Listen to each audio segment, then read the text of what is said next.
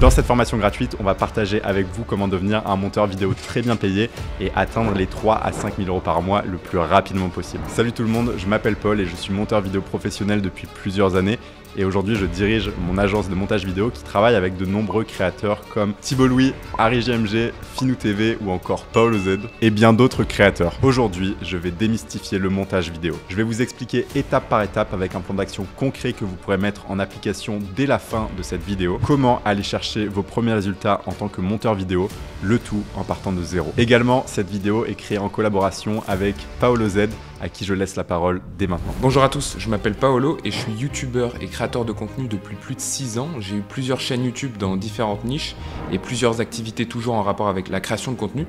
Et aujourd'hui, avec mon compte Paolo Z, je cumule un peu plus de 150 000 abonnés. J'ai décidé de faire cette formation gratuite en collaboration avec Paul parce que je sais qu'il a beaucoup à offrir dans cette vidéo. Il a une grosse expérience dans le montage vidéo, que ce soit avec des youtubeurs ou des entreprises. Il a réussi à passer de 0 à plus de 40 000 € par mois grâce à son entreprise dans le montage vidéo, alors que la majorité des monteurs stagnent autour de 1500 2000 € par mois parce qu'ils n'ont pas la bonne méthode pour passer au niveau supérieur. Dans cette vidéo, on va vous révéler cette exacte méthode que Paul a suivie pour changer sa propre vie, mais aussi la méthode qu'il a utilisée pour aider des dizaines de personnes avec des parcours de vie, des expériences et des âges complètement différents, à faire comme lui et à réussir à générer des revenus grâce au montage vidéo. Je laisse la parole à Paul, mettez la vidéo en plein écran, coupez votre téléphone, prenez un petit café et profitez de ces informations qui peuvent vraiment changer la trajectoire de votre vie.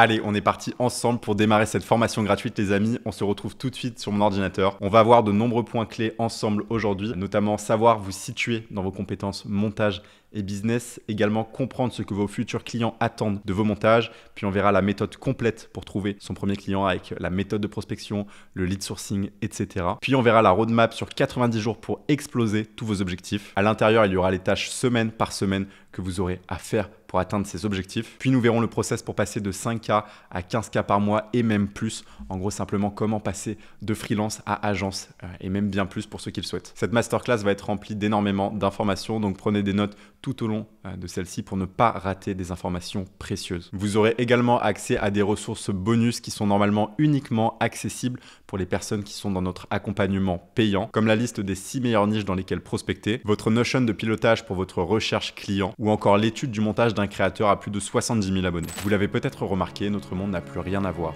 avec ce que nous connaissions. Notre manière de consommer, notre manière de vivre en société, nos relations sociales et même notre vie professionnelle. Tout a changé. Pourtant, beaucoup d'entreprises ne sont pas à la page. Les patrons restent froids et distants et la plupart des salariés se retrouvent enfermés dans une vie qui ne leur convient pas. Ils sont contraints à faire du travail de moins en moins bon car ils perdent toute passion et ils sont clairement sous-payés. Et pour preuve, 59% des Français n'attendent qu'une chose, c'est de se lancer en freelance. D'autant plus que dans les entreprises, les salaires n'augmentent pas alors que le coût de la vie, lui, ne fait qu'augmenter. Et ça, on l'a vu à de nombreuses reprises, notamment avec le prix de l'essence qui a parfois dépassé les 2 € et même d'autres situations. Pour sortir de cette spirale, beaucoup de gens prennent la voie de l'entrepreneuriat, à commencer par devenir freelance. Mais encore faut-il aimer son job.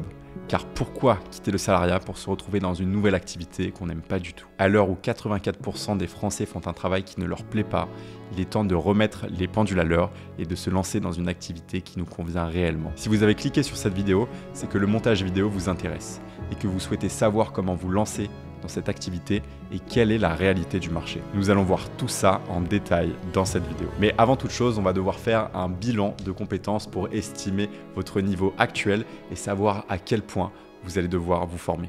On est parti tout de suite. On est dans la première partie où on va faire le bilan de vos compétences. Il va y avoir 5 questions à se poser. La première, ça va être sur quel logiciel de montage vous travaillez à l'heure actuelle. Donc il y a plusieurs logiciels qui sont très connus en montage. Il y a tout ce qui va être Premiere Pro, donc la suite Adobe. Après, il va y avoir DaVinci Resolve, des logiciels aussi un petit peu plus simples comme CapCut, etc. C'est vraiment important de savoir d'où vous partez, à savoir que nous, on utilise les logiciels de la suite Adobe, Premiere Pro, etc. simplement parce que c'est là où il y a le plus de personnes sur le marché. Ensuite, la deuxième question va être à combien de pourcents j'estime connaître ce logiciel? Parce qu'aujourd'hui, peut-être que vous avez quelques bases, mais pour aller réellement sur le marché, vraiment chercher des clients, il va falloir avoir beaucoup plus que quelques bases, il va falloir avoir un niveau assez poussé. Donc l'idée, c'est que si vous estimez avoir moins de 70-80% de savoir du logiciel, je ne vous invite vraiment pas à essayer d'aller sur le marché. formez-vous beaucoup plus avant de commencer à rechercher de la clientèle. Ensuite, ai-je un portfolio suffisant pour démarcher? Alors là, il y a un petit peu deux solutions. Soit vous avez déjà fait quelques projets clients. À ce moment-là, vous avez peut-être un petit peu de portfolio. Soit vous n'avez jamais fait de projet client, donc vous avez récupéré des rushs sur Internet ou c'est peut-être même vos rushs. Je vous conseille vraiment d'avoir un portfolio très carré avant d'aller sur le marché parce que même si vous avez quelques petits projets, ça ne suffira pas du tout par rapport à la concurrence des autres monteurs. Ce qui va faire la différence, c'est d'avoir des personnes qui commencent à être un petit peu reconnues dans votre portfolio, etc. Pour trouver ces vidéos, vous pouvez aller sur Internet, sur la chaîne de pas mal de créateurs. Il y a aussi quelques youtubeurs qui ont fait des tests et pourquoi pas commencer avec ces rushs-là. Mais l'idée, c'est de se procurer des rushs de vrais clients, de personnes qui sont déjà reconnues sur le marché. D'ailleurs, un petit peu plus tard dans la vidéo, on vous fournira un petit rush avec lequel vous pourrez vous entraîner. Ensuite, quatrièmement, ai-je déjà fait un projet client et est-ce qu'il a été payant ou gratuit? La première expérience en tant que projet client, c'est ce qui va un petit peu vous débloquer, vous montrer que vous aussi, c'est possible d'avoir un client, de générer de l'argent. Et une fois que vous avez eu ce premier client, en général, c'est souvent beaucoup plus simple pour se projeter pour la suite. Mais si vous n'avez pas encore eu ce premier projet client, encore une fois, il va y avoir pas mal de choses à faire avant ça, que ce soit sur les compétences montage ou les compétences business. Et ça, on va le voir un petit peu plus tard. Si vous avez déjà eu votre premier client qui est payant, c'est encore mieux. Mais maintenant, il faut voir est-ce qu'il vous a bien payé, à quoi ça correspondait ce premier client. Est-ce que c'était quelqu'un de votre réseau, quelqu'un que vous connaissez de près ou de loin? Évidemment, ce n'est pas du tout la même chose que si vous avez un vrai client que vous avez recherché vous-même et qui vous a payé. Donc, c'est ce qu'on voit dans cette partie. Et dernièrement, est-ce que honnêtement, vous vous sentez prêt à travailler à temps plein sur du montage vidéo dès maintenant?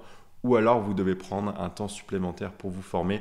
Donc ça, c'est une question à répondre entre vous et vous-même. Je vous invite à faire les pour et les contre, à essayer de savoir où est-ce que vous vous situez. Déjà, avec ces 5 questions, vous serez un petit peu plus au clair sur votre situation. Essayez d'être le plus honnête possible par rapport à vous-même. Une fois que c'est assez clair, on va pouvoir passer dans les parties suivantes. Comme je sais que c'est assez difficile d'estimer son niveau en montage, je vous ai mis ici une vidéo de Mathias qui a suivi l'accompagnement Monteur Pro qu'on propose avec Paolo. Il va vous montrer l'intérieur d'un de ses projets clients, ce qu'il a fait dedans, à savoir que Mathias, il a commencé le montage il y a 3 mois. Aujourd'hui, il commence à avoir un très bon niveau. Et comme ça, vous pourrez savoir où est-ce que vous vous situez par rapport à lui. Si vous estimez que vous n'êtes réellement pas au niveau, vous savez que dès maintenant, il va falloir beaucoup vous former en montage. Et si vous êtes vraiment en dessous de ce niveau-là, ne commencez pas à aller rechercher de la clientèle, ne commencez pas à aller sur le marché. Sinon, je vous le dis honnêtement, vous allez vous casser les dents. Je vous laisse avec Mathias. Bonjour tout le monde, bienvenue dans cette partie de la masterclass dans laquelle on va parler d'After Effects. J'espère que jusqu'ici, ça se passe bien pour vous, que ça vous plaît. Moi, je m'appelle Mathias. J'ai été formé par Paul Berger dans cet accompagnement. Moi, j'ai commencé le montage le 11 mai précisément. Enfin, en tout cas, j'ai commencé l'accompagnement le 11 mai et je crois que j'ai commencé le montage le 5 mai, quelque chose comme ça. Et donc voilà, je vais vous montrer un petit peu ce travail que j'ai pu faire.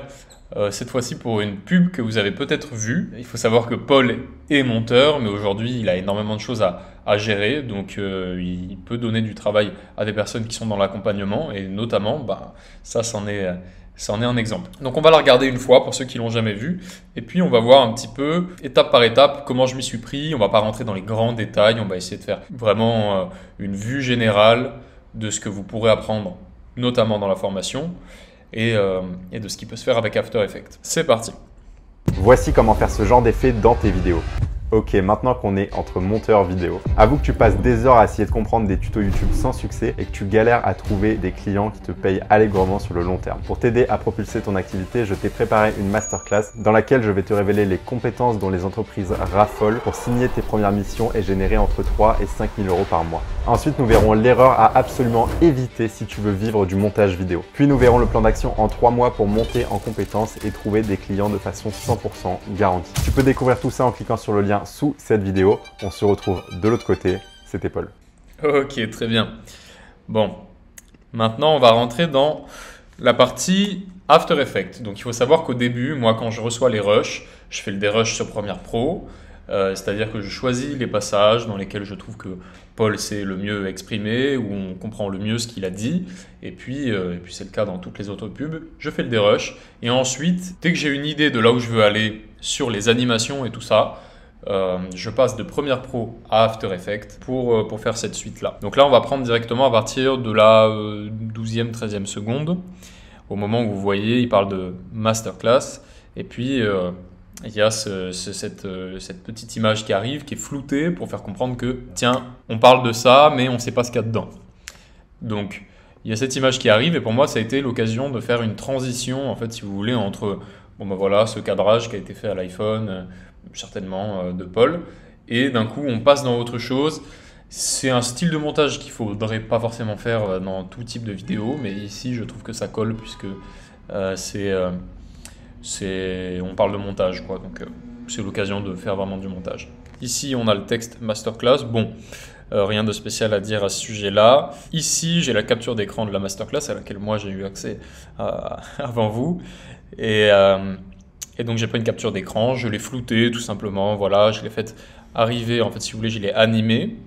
Et ici, vous voyez position. Vous voyez que je l'ai animée pour qu'elle arrive sur l'écran. J'ai mis ce qu'on appelle des keyframes, des images clés qui disent que ça commence à telle position, ça finit à telle position, et donc on a ce mouvement-là qui est rendu encore plus organique grâce au speed graph. Donc c'est un graphique qui permet de voir un petit peu l'évolution de la vélocité, de l'intensité d'un mouvement ou de deux données qui sont dans des images clés. J'espère que on va pas trop je ne vais pas trop choquer des gens en parlant de tout ça, mais je vous assure que, en fait, dans la formation, dans l'accompagnement, on parle de ces choses-là une à une et elles deviennent très naturellement parmi vos compétences. Après, il y a peut-être des gens parmi vous qui connaissent déjà ces choses-là et qui savent que c'est rien de choquant, mais vous voyez, on rentre dedans et ça, c'est la courbe d'intensité. Donc, au début, ça commence pas très fort, puis d'un coup, c'est très fort, puis ensuite, c'est pas fort. Vous voyez comme un mouvement qui commence doucement, qui va fort et qui recommence à aller doucement.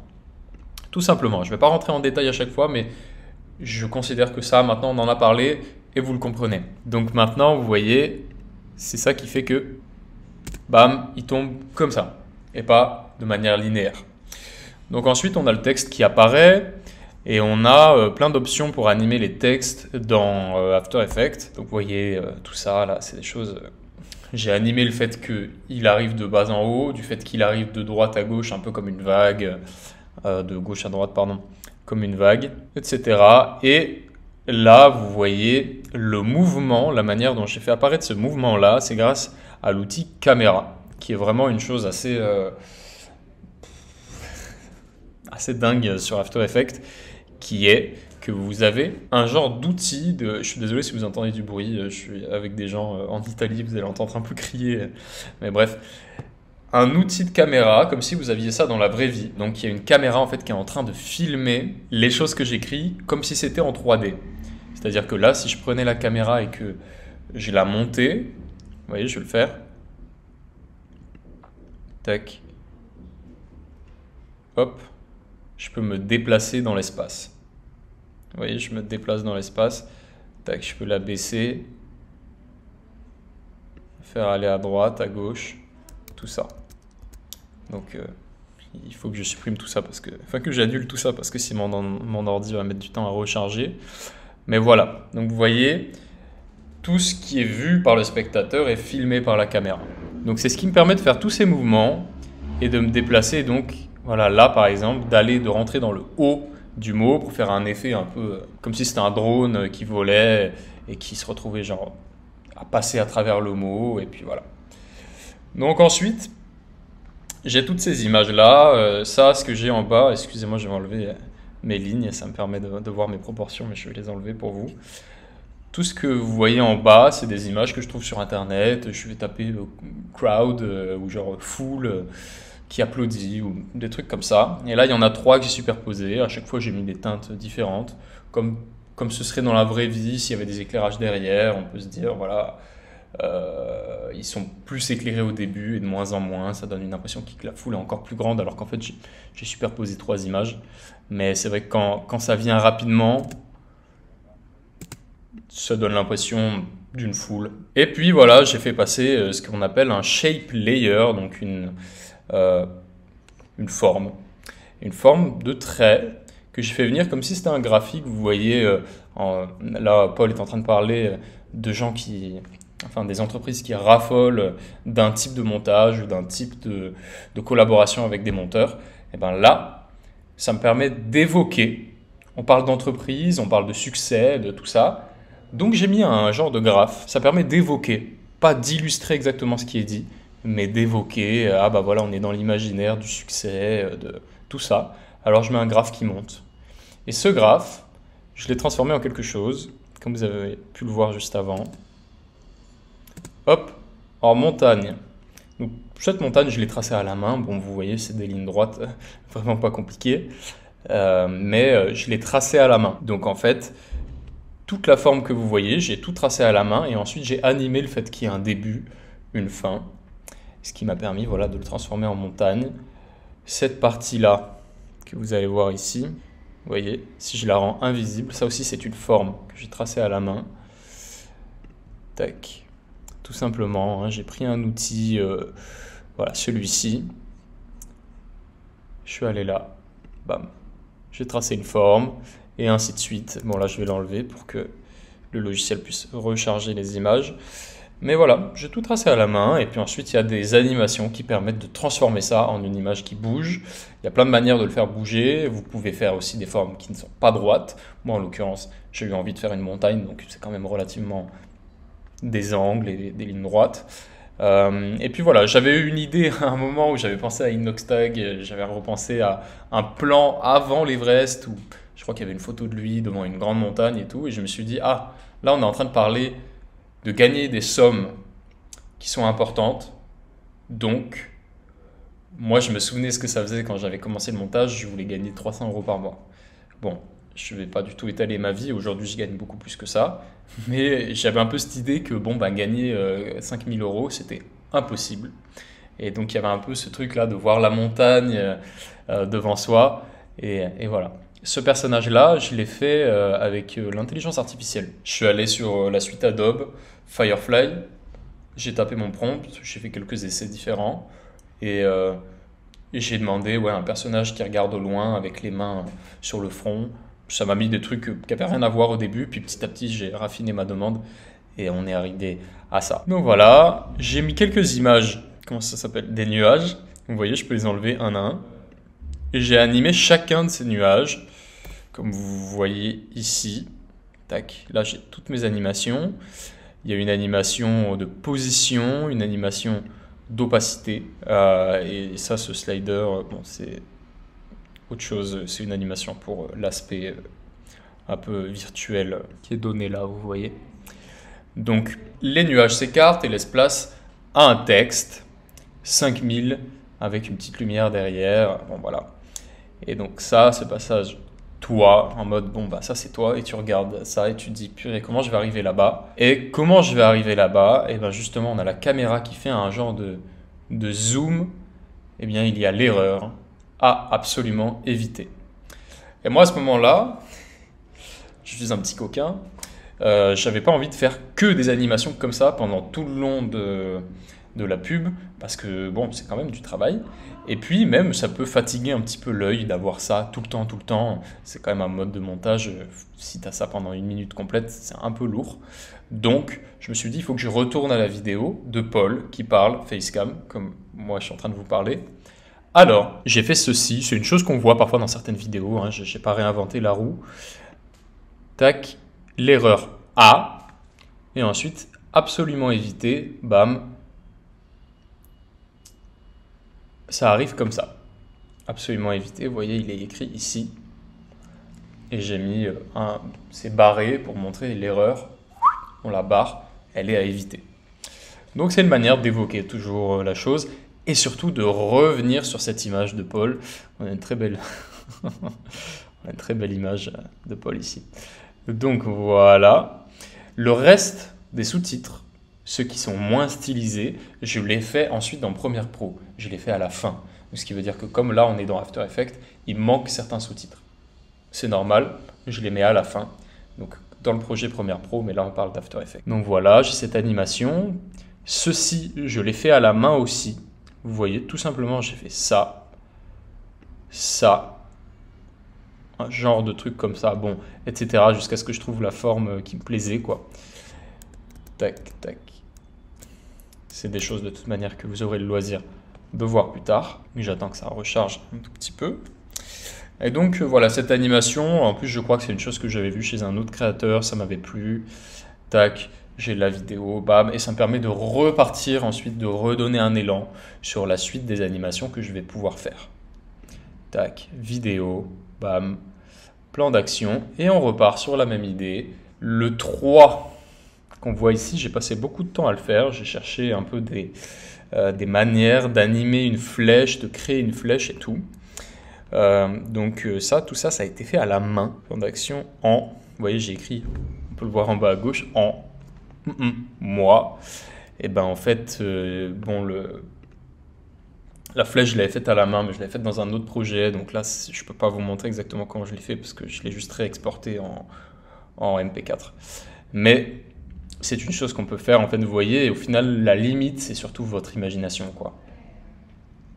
Hop, on remonte avec la caméra. Vous voyez, il y a la flèche ici qui monte et qui nous emmène vers là-bas pour monter en compétence, etc. Et puis ensuite, trouver des clients.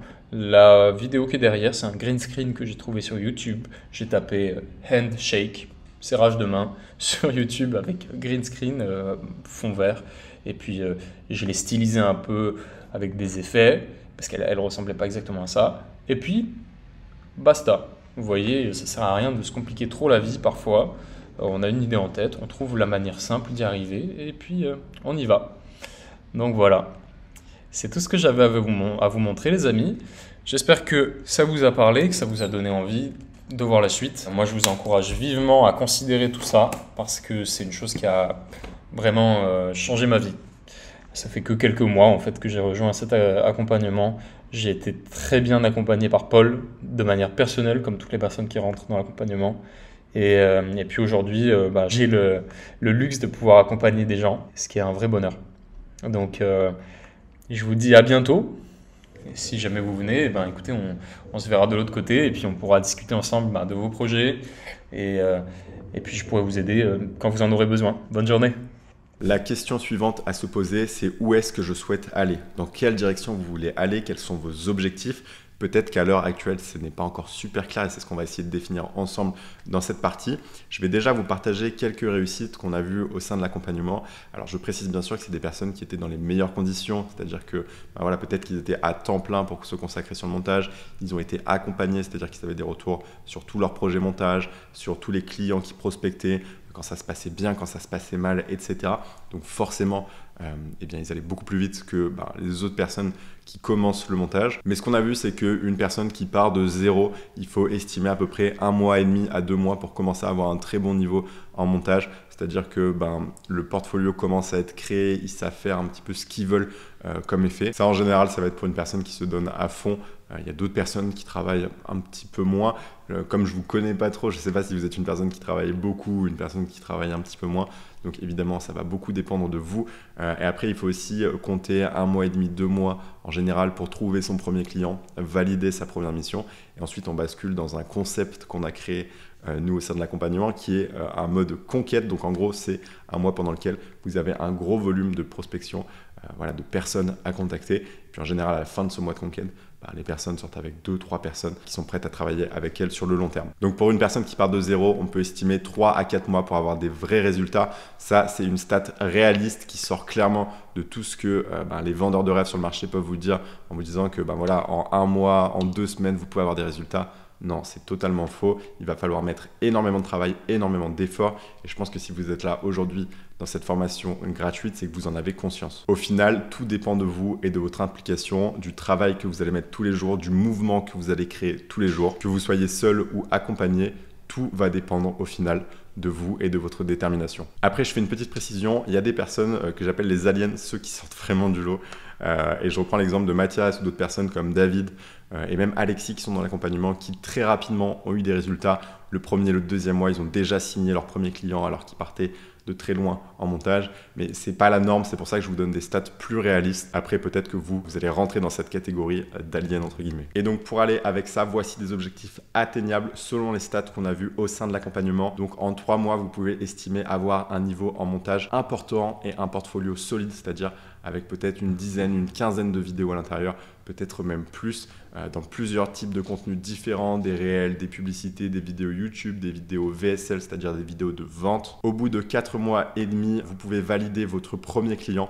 Donc honnêtement, ça peut aller plus vite que ça, mais bien sûr, là, je donne des stats réalistes. Et au bout de 6 mois, vous pouvez avoir une clientèle long terme. Bien sûr, je précise que si vous êtes aidé, si vous êtes accompagné par des personnes qui sont déjà passées par là, forcément, vous irez beaucoup plus vite parce que toutes les erreurs basiques, vous allez passer à côté. Je continue avec une partie mindset, état d'esprit encore une fois, mais cette fois-ci autour des blocages. C'est-à-dire objectivement, quels sont vos blocages. Je vous ai listé ici quelques blocages courants que nous, on a isolés et comment vous pouvez les dépasser. Donc le premier blocage qu'on va voir, c'est la peur de ne pas être au niveau, c'est-à-dire de ne pas être capable de faire les montages, de ne pas être en mesure de finir un projet à temps par exemple. Et pour ça, la réponse est assez simple, c'est-à-dire que vous n'êtes pas assez formé, vous n'avez pas assez pratiqué, parce que croyez-moi bien que si vous avez fait des centaines ou même des milliers d'heures de montage, vous n'avez plus trop ce problème en réalité, surtout si vous avez fait des montages poussés. Bien sûr, si vous avez fait que du dérush, des cuts, des montages assez simples, vous aurez encore un peu ce syndrome de l'imposteur, mais quand vous aurez fait beaucoup de montages, ça disparaît. Autre peur qui revient souvent, c'est la peur de se vendre.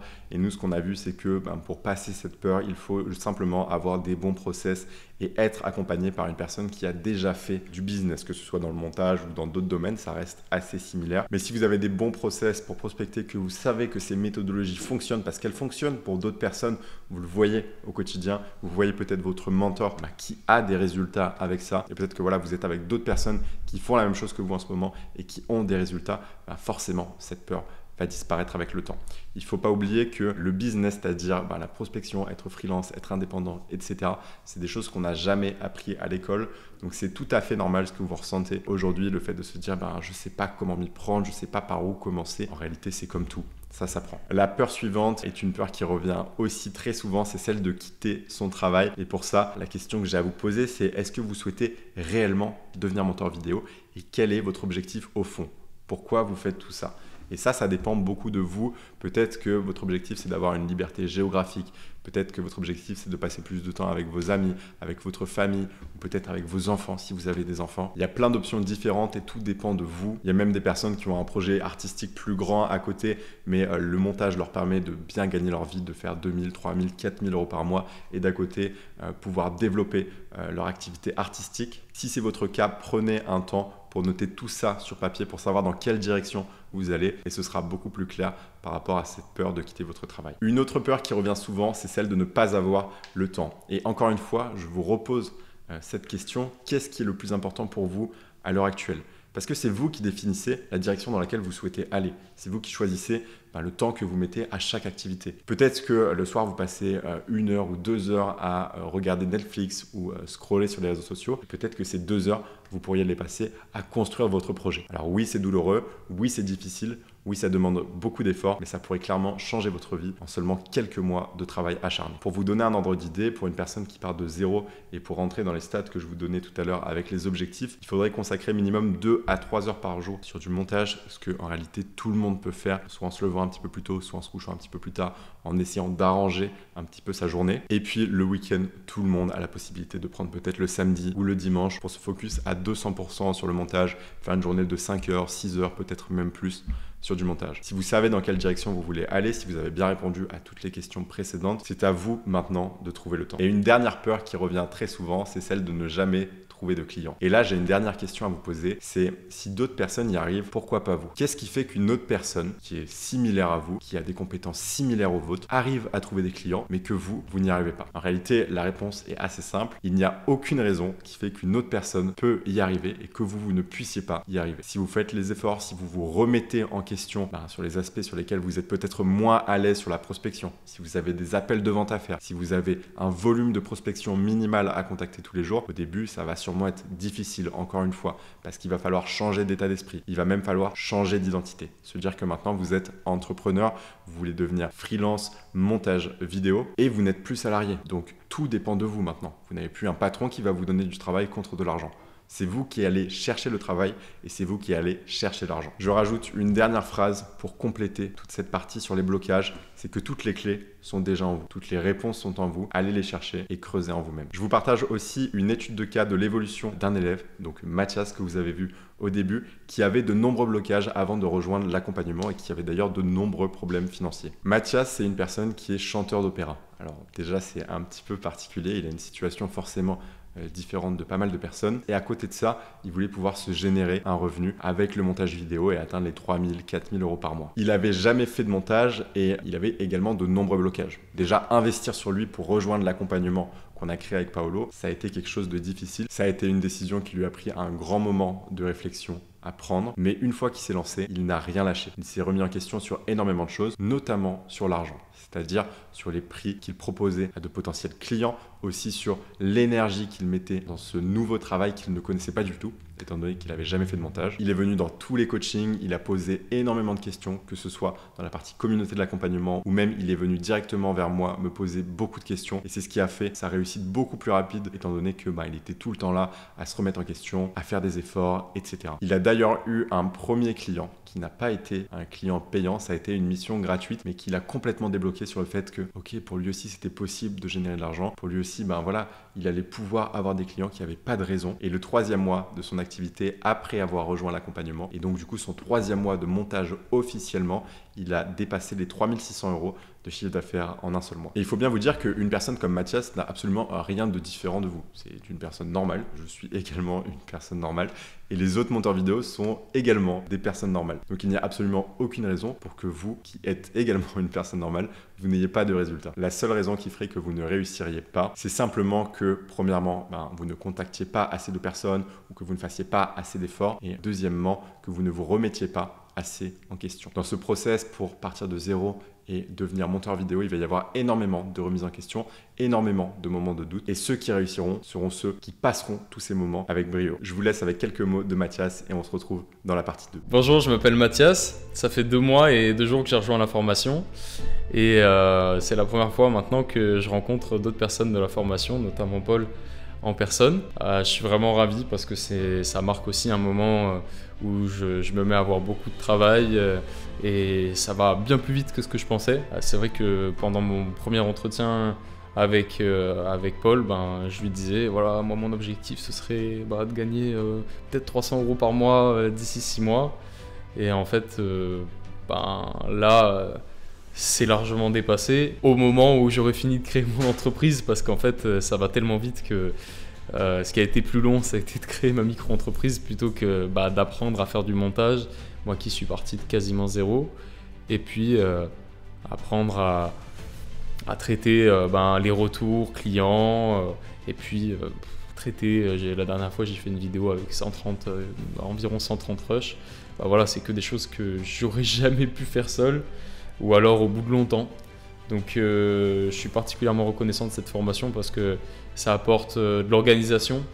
C'est une chose que Paul, je ne sais pas s'il le fait naturellement, mais ça a l'air en tout cas. Puis il arrive à l'enseigner, la manière dont il organise ses projets dans le logiciel et à l'extérieur.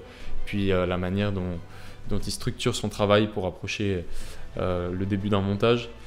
Et tout ça, ça nous apprend à travailler plus vite, à apprendre les meilleurs raccourcis pour avoir les mains qui bougent le moins possible sur le clavier. Toutes ces choses-là auxquelles on ne pense pas, toutes ces choses-là auxquelles, si jamais on y pense, on n'a jamais la redevabilité envers soi-même de les installer. Et donc c'est vraiment quelque chose de très complet qu'on a la chance d'avoir avec Paul. On fait 2 appels par semaine, un pour parler du montage et des compétences techniques, artistiques, et puis un autre pour parler du business, donc trouver des clients, négocier avec eux, communiquer avec eux, des petits problèmes qu'on peut rencontrer, et bref, toutes ces choses-là pour lesquelles en fait on gagne tellement de temps et qu'on galérerait tellement à faire si on était tout seul. Donc moi aujourd'hui je peux que recommander cette formation, donc, je suis très heureux, et pour tous les autres qu'on a rencontrés là en personne aujourd'hui et hier, je peux dire que les témoignages sont vraiment semblables. On enchaîne cette partie 2 avec les 3 règles du monteur vidéo qu'on va voir ici. La première, ça va être de toujours remettre en question son travail, que ce soit en montage ou en business au début. Surtout, va y avoir beaucoup de choses que vous n'allez peut-être pas très bien faire. C'est ce qu'il va falloir adapter ici et ne pas hésiter aussi à sonder l'avis d'autres personnes, que ce soit votre entourage.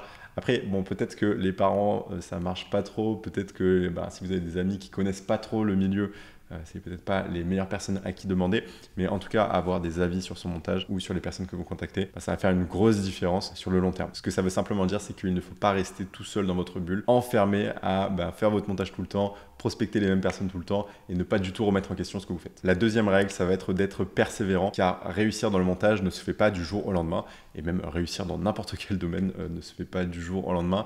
Il va y avoir encore une fois beaucoup de travail, et donc il va falloir continuer peut-être pendant des semaines, peut-être des mois. Certains mettent même plus de temps que ça. Donc restez persévérant, continuez d'avancer un pas après l'autre tous les jours, et vous êtes sûr d'avoir des résultats sur le long terme. Et troisièmement, soyez ouvert à ce que vous ne connaissez pas, et écoutez toujours ceux qui en sont là où vous aimeriez être. C'est-à-dire que si vous voulez devenir monteur vidéo professionnel, comme peut-être une certaine personne qui vous inspire, écoutez cette personne, et peut-être n'écoutez pas votre ami qui est salarié dans une situation complètement différente d'un monteur vidéo. Peut-être qu'il a plein d'autres conseils sur d'autres aspects de la vie, mais en tout cas, pour devenir monteur vidéo professionnel, il n'est peut-être pas le plus compétent et le plus qualifié pour vous aider. Et je mets un petit bonus avec une quatrième règle, c'est de travailler dur tous les jours. Si vous voulez des résultats, ça se mérite. Peut-être qu'une heure par jour, ça suffit pas. Voilà, surtout si vous voulez aller rapidement. Moi, je connais des personnes, honnêtement, qui travaillent 7, 8, 10 heures par jour, même peut-être plus que ça. Alors, bien sûr, écoutez pas tout ce qui se dit sur les réseaux sociaux. Une personne qui bosse 10 heures par jour, elle fait pas 10 heures productives à 100%.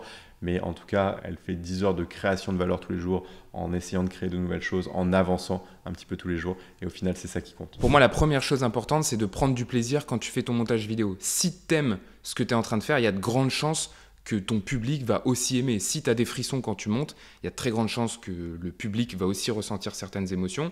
Et si tu t'ennuies pendant que tu fais ton montage, ce sera la même chose. Les gens qui vont regarder ta vidéo, il y a de très fortes chances qu'ils s'ennuient aussi devant ta création. La deuxième chose qui va être importante, ça va être de s'habituer à utiliser les raccourcis pour gagner du temps quand tu fais ton montage vidéo. Et le mieux, c'est de commencer à prendre les habitudes dès le début, dès ta première vidéo, de s'habituer à utiliser les raccourcis et de pas tout faire à la main. Et dans le même registre, pour gagner du temps, dès le début, il va falloir faire des presets pour sauvegarder les effets que tu aimes bien et que tu utilises à chaque fois dans tes montages. Comme ça t'évitera qu'à chaque fois que tu as besoin de faire cet effet, tu le refais de zéro. Là, tu auras un preset que tu as déjà construit il y a longtemps, que tu vas réutiliser. Et sur le long terme, ça va te sauver des dizaines et des dizaines d'heures que tu passes devant ton ordinateur. Ensuite, le dernier tips pour l'originalité des montages, ce que je peux dire, c'est d'aller chercher de l'inspiration dans une niche, dans un sujet différent de la vidéo que tu es en train de monter. Si par exemple tu es en train de monter une vidéo sur, je sais pas, la finance, tu vas remarquer que toutes les vidéos finance ont le même style de miniature ou le même style de montage. Et une façon de te démarquer, plutôt que d'aller copier ce que les personnes de ta niche font déjà, c'est d'aller voir d'autres vidéos qui n'ont rien à voir et reprendre un peu leur style de montage. Ok, maintenant on fait un petit point sur la roadmap sur 90 jours. Vous voyez qu'on a semaine 1, 2, 3, 4, semaine 5, semaine 6, 7 et 8 qui sont ensemble et le début du 3e mois jusqu'à la fin du 3e mois. Donc c'est un document auquel vous allez avoir accès en cliquant juste en dessous de cette vidéo dans la description. Pour cette semaine 1, il va falloir commencer à mettre la mise en mouvement, c'est-à-dire faire le bilan de compétences comme on l'a vu au début de cette formation gratuite, avec le début de la phase d'apprentissage, commencer à enclencher le mouvement du montage. La semaine 2, il va falloir vraiment bien prendre en main Premiere Pro, avoir les bases du logiciel, avoir les raccourcis clavier, l'organisation et commencer à faire ses premiers déroches de plus en plus complexes. Donc d'abord des vidéos assez simples en facecam, ensuite des réels, ensuite des publicités, ensuite potentiellement des vidéos YouTube un petit peu plus poussées, pourquoi pas des vlogs, pourquoi pas même prendre des podcasts et s'entraîner avec. Bref, commencer à être très à l'aise sur ce logiciel. Une fois que c'est bon, on va devoir développer ses compétences et passer un petit peu au niveau supérieur dans Premiere Pro. Donc apprendre les textes, les effets, les transitions, les overlays, la base des animations dans Premiere Pro. Bien sûr, en 3 semaines, vous n'aurez pas un niveau professionnel, mais vous pourrez commencer à avoir des bases assez solides. La 4e semaine, on va commencer à bosser l'audio. Alors, ce qu'il faut bien comprendre en montage, c'est que l'audio est plus important que la vidéo. Je ne vais pas trop vous le développer ici, mais ce qu'il faut comprendre, c'est que si je vous mets une vidéo de mauvaise qualité avec un très bon son, ce ne sera pas trop gênant. Mais si à l'inverse, je vous mets une vidéo en 4K, même en 8K, avec un son vraiment délabré, ça va être très problématique et vous n'arriverez pas à vous concentrer sur la vidéo. Donc il va falloir apprendre à bosser tout ça, également les musiques, les ambiances sonores, les sound effects, le traitement du son, le mixage, etc. Ce qu'il faut savoir, c'est que les émotions dans une vidéo passe essentiellement par le travail du son. Donc quand on fait un documentaire, un film, etc., ou même des vidéos sur les réseaux, si on veut transmettre des émotions et donc ne pas être dans l'apprentissage, vraiment raconter des histoires, à ce moment-là, il faut réellement maîtriser le travail du son. Et ce qui vient avec, c'est le storytelling et les animations qui vont venir au-dessus. Donc le storytelling, ça va être le fait de raconter une histoire, qui est d'ailleurs une grosse compétence clé de Paolo. Donc je vous invite vraiment à consommer les contenus de Paolo et à vous renseigner sur ce qu'il fait là-dessus. Une fois qu'on a notre storytelling, qu'on a raconté l'histoire,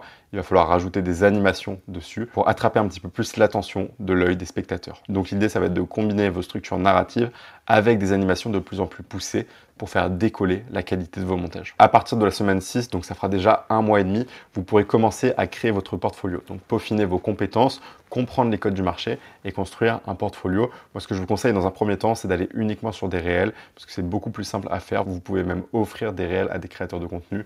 C'est souvent très bien vu pour se faire une place sur le marché quand on est personne au début. La semaine 7 et la semaine 8, il va falloir commencer à découvrir le business. Donc se familiariser avec les process, contacter plus de 10 nouveaux prospects par jour, donc 10 nouvelles personnes intéressées avec lesquelles travailler. Il y a plein de manières de faire de la prospection. Nous, on en voit au sein de l'accompagnement Monteur Pro qui sont vraiment très poussés, mais vous pouvez commencer tout simplement par envoyer des messages assez classiques. Vous aurez un moins bon taux de retour, mais ça peut potentiellement vous aider et débloquer votre première mission. Au début du 3e mois, il va falloir activer le mode conquête. Donc c'est un mode pendant lequel vous allez conquérir le marché, vous donner à 200%. L'idée, c'est d'avoir commencé à trouver des process qui fonctionnent vraiment bien pour contacter 100 à 200 prospects dans le mois, faire une auto-analyse de son travail tous les jours et se remettre en question pendant ce mois de conquête pour à la fin aller chercher 2, 3, 4 personnes qui sont prêtes à bosser avec vous sur le long terme.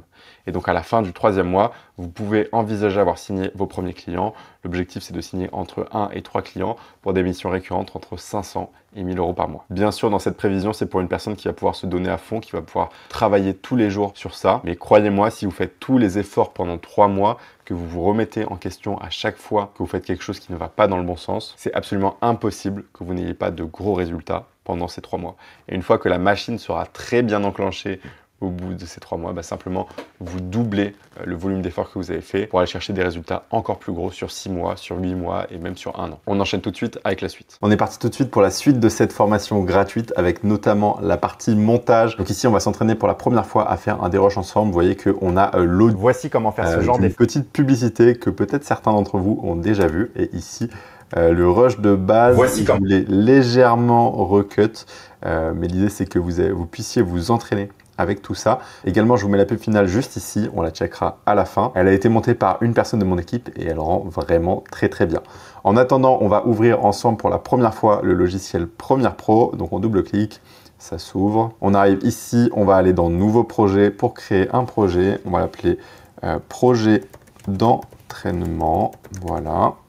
On va venir le mettre directement ici, sélectionner un emplacement. Je vais le mettre au même endroit que notre projet. Donc, il est donc ici sur mon bureau, rush entraînement. Je vais venir le mettre juste là. Voilà, créer. Là, on va pas aller dans le détail de l'organisation complète pour organiser un gros projet parce que forcément, là, on n'a que 2 petits rushs. On a juste la vidéo et l'audio. Vous voyez que je drag and drop simplement de cette manière.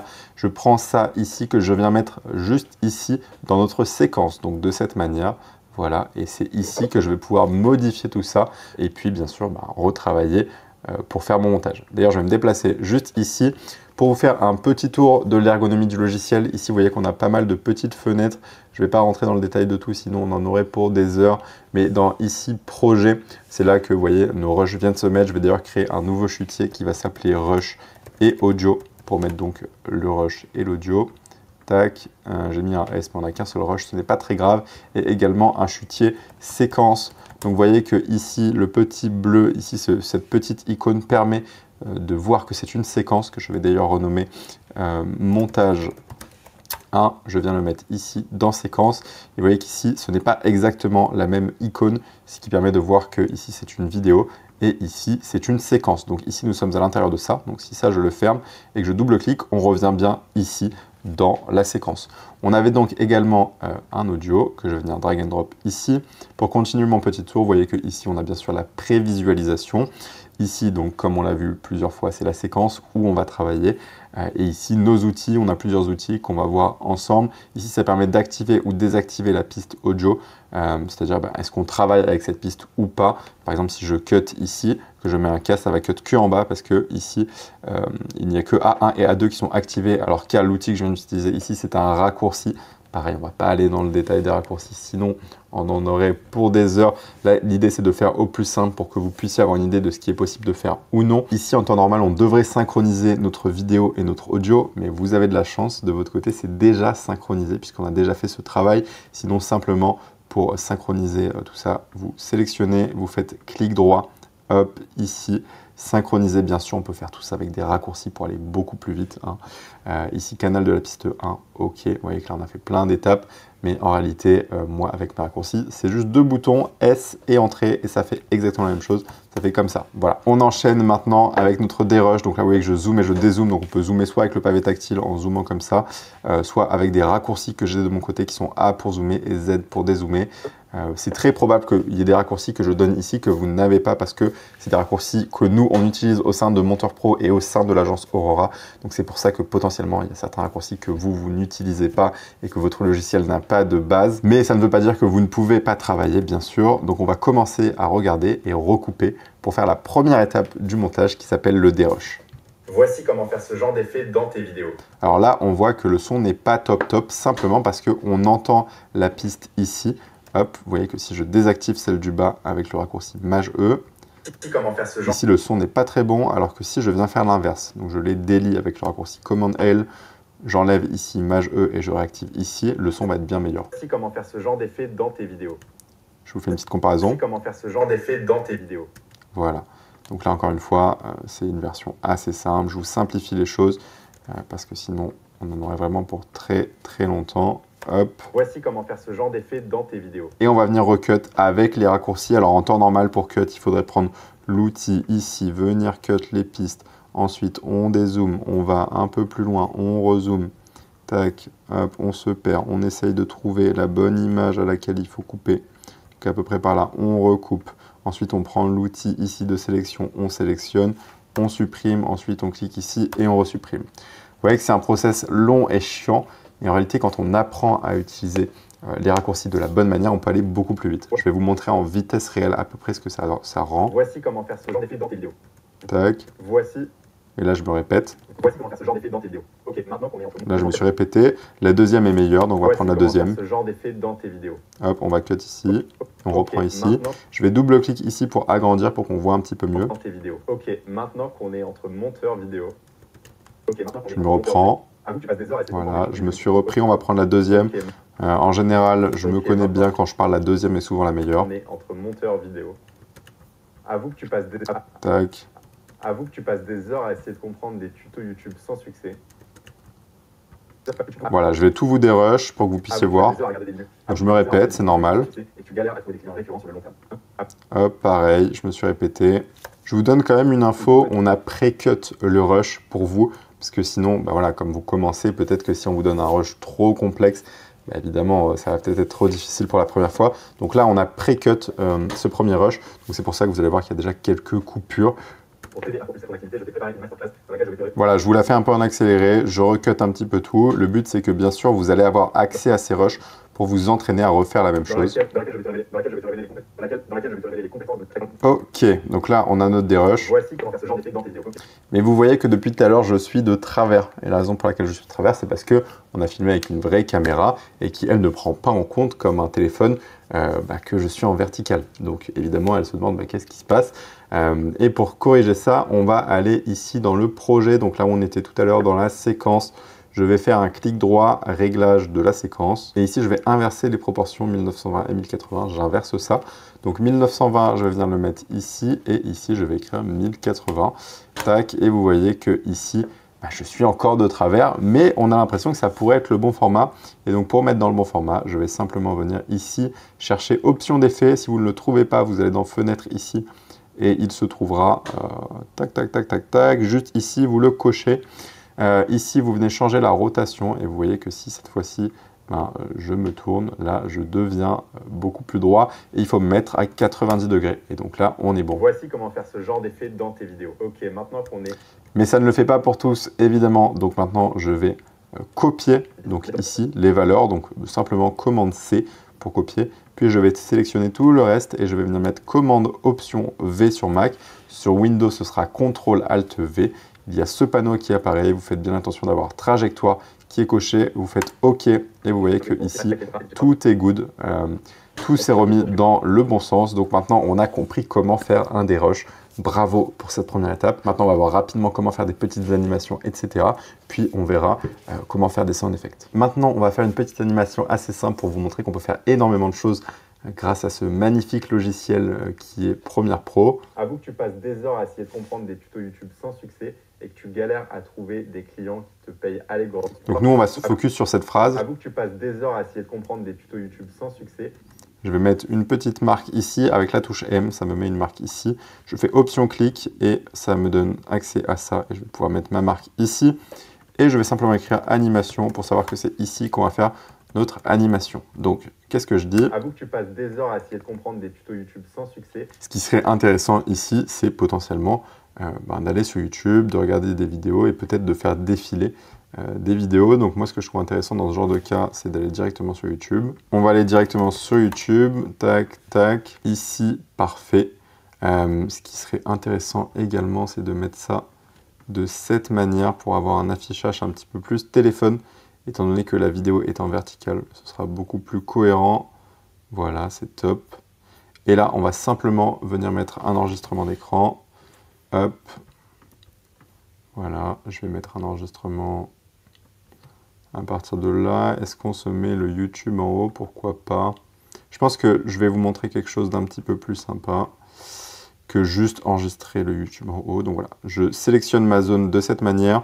Je viens ici faire record, donc ça va enregistrer. Donc je vais enlever ma souris pour pas qu'on la voie.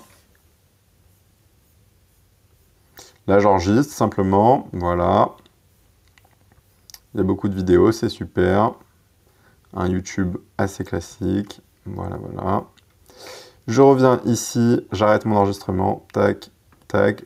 Donc l'enregistrement est ici, je viens le mettre dans mes rushs d'entraînement. New folder, ressources. Bam, bam, bam. On retourne dans Premiere Pro. Ici, je prends mon fichier ressources. Je le mets là. Je double-clique. J'ai maintenant accès à mon screen recording. Je vais pouvoir, voilà, mettre un point de in ici avec la touche I et un point de out ici avec la touche O. Voilà, au hasard. Ici, je clique juste pour prendre la vidéo. Si je prenais ici, je prendrais juste l'audio, mais nous, on ne veut que la vidéo. Donc, je vais venir la mettre ici. Voilà, vous voyez que cette fois-ci, la vidéo se met par-dessus. J'aimerais également mettre un petit calque blanc derrière moi pour vous montrer le petit effet sympa que je voulais faire. Voilà, donc je prends simplement... On va essayer de choper la couleur exacte qui est ici. Vous voyez que ce n'est pas du blanc parfaitement, sinon ce serait FFFFF. Là, c'est un blanc légèrement grisé. Voilà, je vais simplement l'appeler blanc. Hop, je le mets en dessous. Voilà, il est aux bonnes dimensions. Ici, option d'effet. Je vais venir prendre mon screen recording du dessus. Mettre ça comme ça. Voilà. Voilà, voilà. On va également aller sur Internet, rechercher un logo YouTube PNG pour vous montrer l'effet que je voulais faire. Voilà, si on a ça, ce serait top. Voilà, hop, je viens le mettre ici directement. Ici et juste en haut. Alors, il ne faut pas qu'il soit trop gros. Il faut qu'on essaye maintenant de faire quelque chose de cohérent, esthétique visuellement. Voilà, quelque chose d'assez simple toujours. Hop, pourquoi pas. Des tutos YouTube sans succès. Pourquoi pas, il y a de l'idée. Il y a de l'idée. Vidéo. Avoue que tu passes des heures à essayer de comprendre des tutos YouTube sans succès et que tu galères à trouver le succès. Voilà, et ici on a dit qu'on arrêtait l'animation ici. Maintenant je vais accélérer la vitesse de mon screen recording. Donc le raccourci Mac est CTRL V, enfin c'est mon raccourci de mon côté. Je mets la vitesse à 500%, hop, et je vais pouvoir l'agrandir. 500% qui est beaucoup trop, on va tester à 300. À essayer de comprendre des tutos YouTube voilà, 300, ça rend bien. À trouver des clients. Hop, ouais, c'est good. Il y a de l'idée, il y a de l'idée. Je vais imbriquer ici mon logo avec mon écran derrière, Imbriquer, ça veut dire qu'ils vont se mettre ensemble. Alors là, je vous simplifie les termes. Également, je vais aller dans un de mes plugins, prendre une transition qui va être un petit shake, qui devrait être très sympa. Donc je vais le add, voilà, il va venir se mettre tout seul ici et je vais venir le placer exactement juste là. On va également baisser le gain ici parce que ce sera trop fort. Voilà. Vidéo. Avoue que tu passes des heures à essayer de comprendre. Ok, il y a de l'idée. Donc maintenant qu'on a imbriqué ça, on va pouvoir venir faire des petits effets sympas, notamment avec l'effet 3D simple qui rend très très bien. Hop, hop, et je vais vous montrer en quoi il rend très très bien. Il rend très très bien en cette qualité qu'il a, qui est de pouvoir tout simplement déformer dans une sorte de sphère 3D. Hop, de cette manière, donc je le place assez esthétiquement par exemple. Et vous voyez que c'est quand même beaucoup plus esthétique. Et on peut même l'animer, donc le faire bouger. Donc je vais venir hop, changer ma rotation horizontale, ma rotation verticale.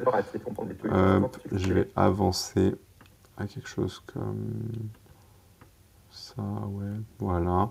Et également, j'aimerais bien qu'il y ait un petit zoom. Mais alors ça, je vais le zoomer avec l'effet transformation qui est juste ici, option d'effet. Hop, je reviens ici. Échelle, angle obturateur, je vais le mettre à peu près à 200. Donc l'angle obturateur, c'est pour qu'il y ait beaucoup de mouvements. Et on va venir faire un léger zoom. Voilà. Et je vais venir mettre les images clés en progressif. Tac, tac, clic droit, progressif. Et du coup, notre courbe maintenant, vous voyez, est beaucoup plus progressive. Elle n'est pas linéaire toute droite. Avoue que tu passes des heures à essayer de comprendre des tutos YouTube. Voilà, on a notre petit effet qui a pris quelques secondes, qui est assez simple, je vous le montre. Monteur vidéo. Avoue que tu passes des heures à essayer de comprendre des tutos YouTube sans succès et que tu galères. Voilà, vous avez l'idée, c'est un effet que j'ai fait vraiment en 2-2, mais vous voyez qu'on peut faire beaucoup de choses. Là, on a rendu quelque chose d'un petit peu esthétique. Après, bien sûr, on pourrait le retravailler, on pourrait mettre des overlays pour que ce soit un petit peu plus esthétique. Et on pourrait aller beaucoup plus loin dans cet effet, mais c'est pas le but ici. Vous voyez que les sound effects, ça marche de cette manière. Là, on a mis un petit sound effect et je vais vous montrer donc la version finale de la pub avec beaucoup plus de travail, évidemment. Et c'est une personne qui bosse avec nous, qui a fait cette petite publicité qui est vraiment très très bien montée. Donc je vous la mets tout de suite pour voir jusqu'où on peut aller dans du montage sur Premiere Pro, After Effects, etc. Voici comment faire ce genre d'effet dans tes vidéos.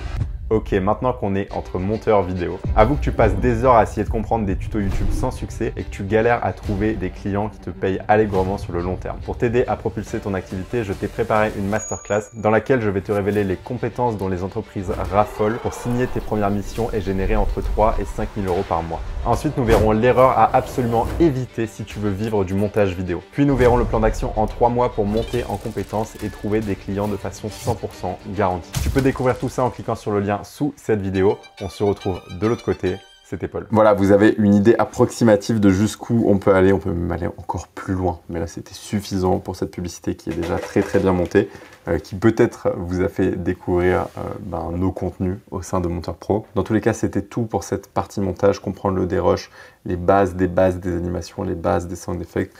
Voilà, pour que vous ayez une idée en réalité de ce qui est possible de faire sur le marché ou non. Alors, on va voir ensemble une structure de storytelling. C'est une structure de storytelling que j'ai utilisée personnellement pour certains de mes réels qui font partie de mon aventure en Thaïlande quand je me suis entraîné pour faire un combat. Cette structure, comme je l'ai dit, je l'ai utilisée pour certains réels, dont un réel qu'on va analyser juste après, un réel qui a fait 400 000 vues. Cette structure de storytelling, vous pouvez l'utiliser pour des vidéos verticales, mais aussi pour des vidéos longues ou pour d'autres contenus, même du contenu écrit.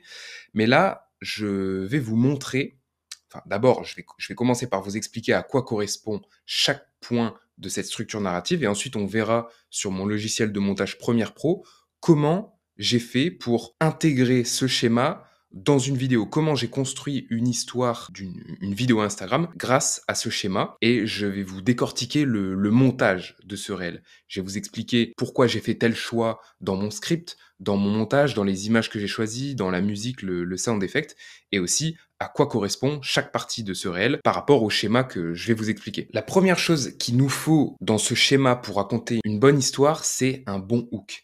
Un hook, ça va être une phrase choquante ou intrigante qui va accrocher l'attention du spectateur. En fait, ça va lui donner une raison de continuer à regarder la vidéo. Parce que voilà, il est tombé sur la vidéo, il faut lui donner une raison de pas aller à la prochaine vidéo. Et comment on va faire ça? On va faire en sorte qu'avec notre hook, le spectateur se pose une question. Parce que il a entendu quelque chose de bizarre, ou on lui a dit quelque chose, il se pose une question et il veut connaître la réponse. Et en fait, c'est cette réponse-là, enfin la question qu'on pose dans le hook, elle va être répondue plus tard dans la vidéo. Une fois qu'on a son attention, on va devoir donner un peu de contexte à l'histoire. C'est là la situation initiale. Il faut que le spectateur, il comprenne, ok, là, où est-ce qu'on est dans l'histoire? Qui est le héros? Quelle est sa personnalité? On va décrire le monde dans lequel il est. Ensuite, dans ce monde-là, à un moment, il va y avoir un problème qui va arriver, un élément déclencheur.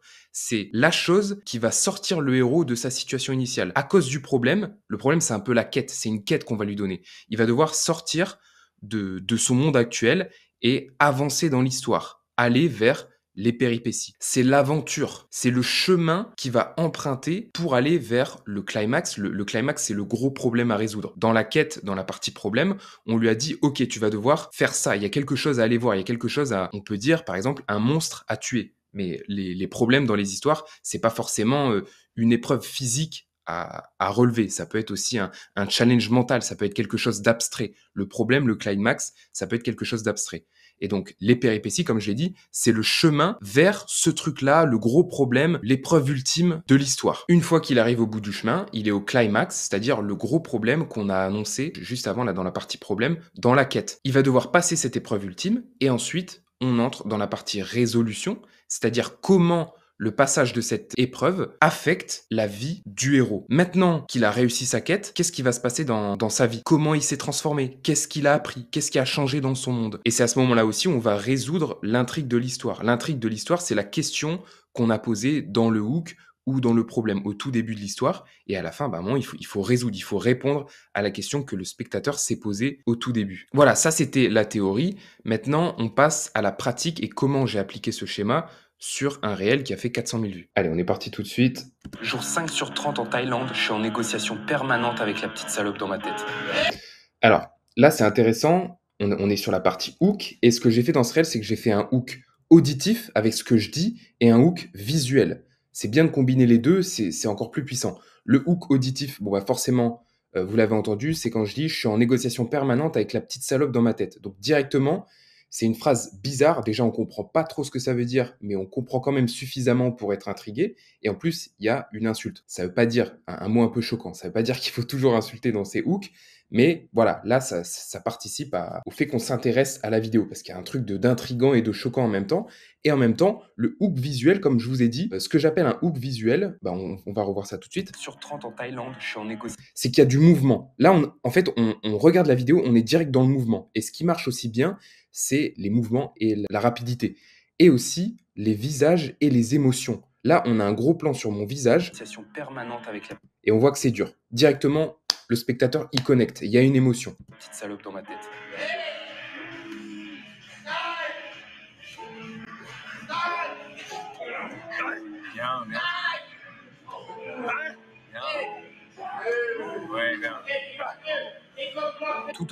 Alors là, ce qui est intéressant pour ce passage, déjà, on donne un peu de contexte. Là, on comprend que le mec, il est en train de s'entraîner et c'est dur. Et au début, je dis jour 5 sur 30 en Thaïlande. Donc, on comprend que le mec s'entraîne à la boxe en Thaïlande. Ok. Là, ce que j'ai fait, j'ai rajouté un moment que j'appelle vlog. C'est-à-dire que je fais pas de voix off. C'est juste un moment que j'ai tourné sur le moment.